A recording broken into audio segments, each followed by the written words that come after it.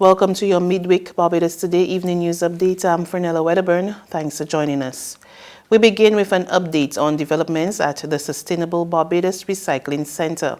At news time, the thick billowing smoke from yesterday's fire had all but evaporated. However, there is lingering smoke and some small fires. This evening, personnel from the Barbados Fire Service, the Barbados Defence Force, the Sanitation Service Authority, the Ministries of Health and Tourism, and private waste haulers were back on the site. In an update this evening, Environment Minister Trevor Prescott could not give a timeline for when the situation would be rectified, but he assured work is continuing.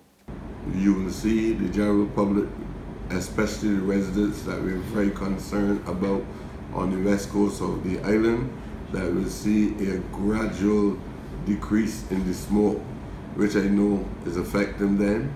We have made sure that all the organs related to the Ministry of Health, the hospital, and the polyclinic, that they are very much aware of the circumstances, and that if anybody needs that kind of assistance for any medical problems, the institutions are available to them. I want to give you the assurance that we will continue to work assiduously to achieve the ultimate, and that is in resolving this problem.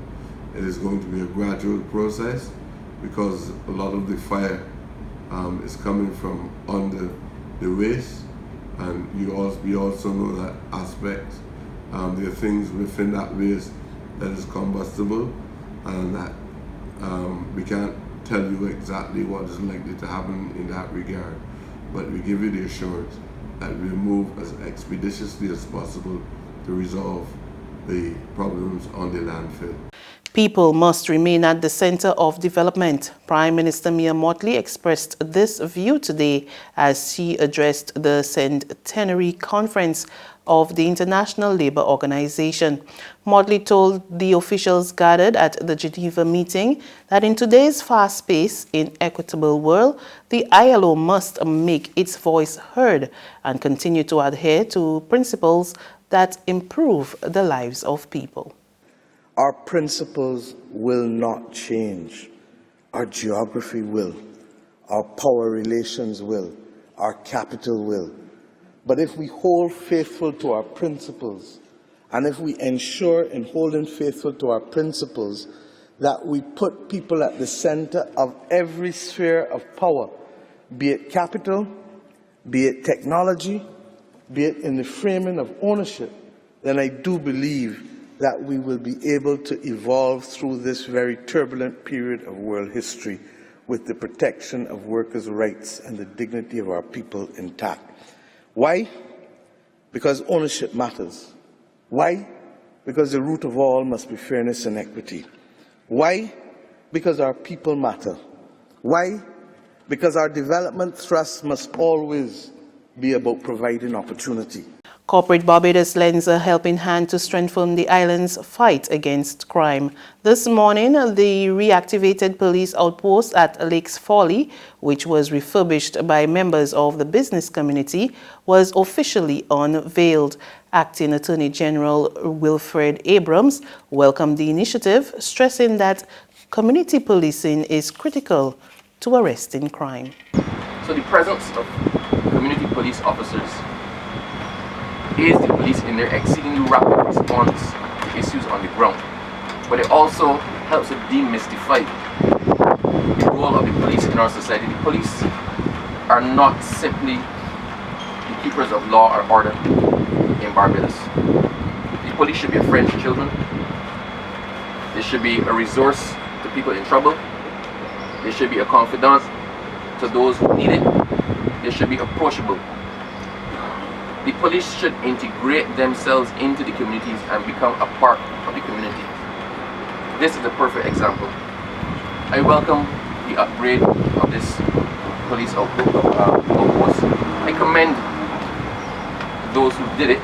Meantime, Chairman of the Barbados Private Sector Association, Edward Clark, made a case for police to be better equipped to arrest crime.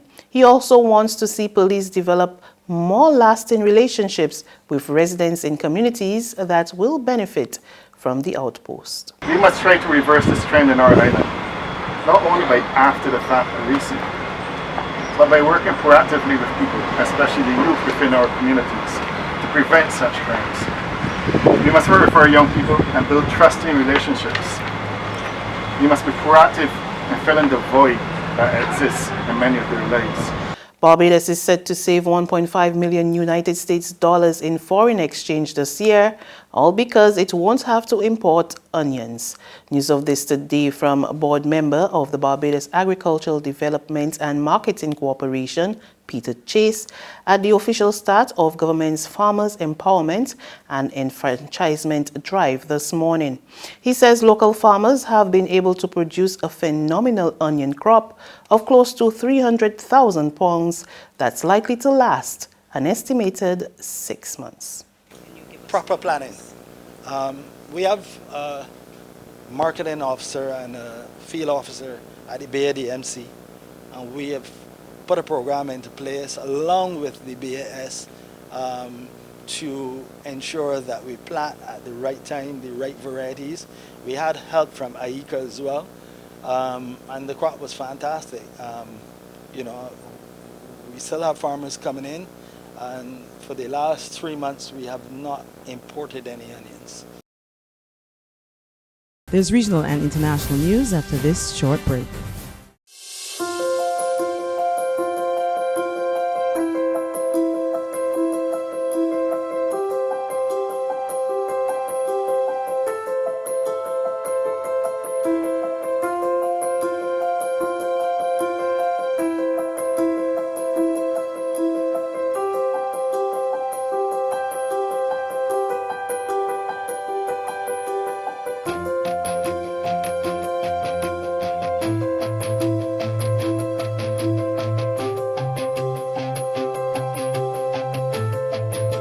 Barbados Today, news you can trust.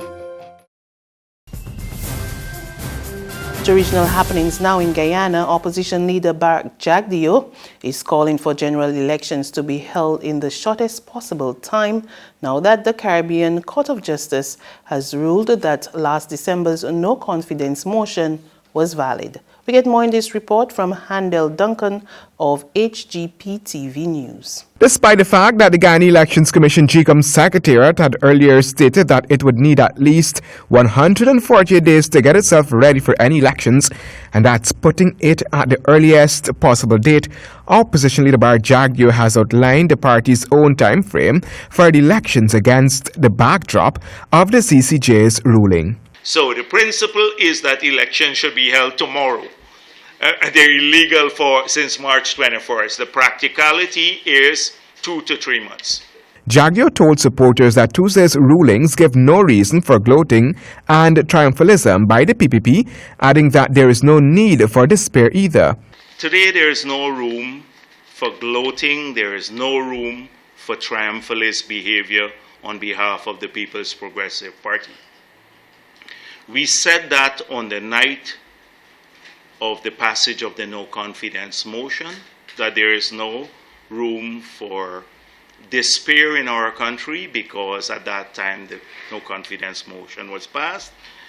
And we say that here again today.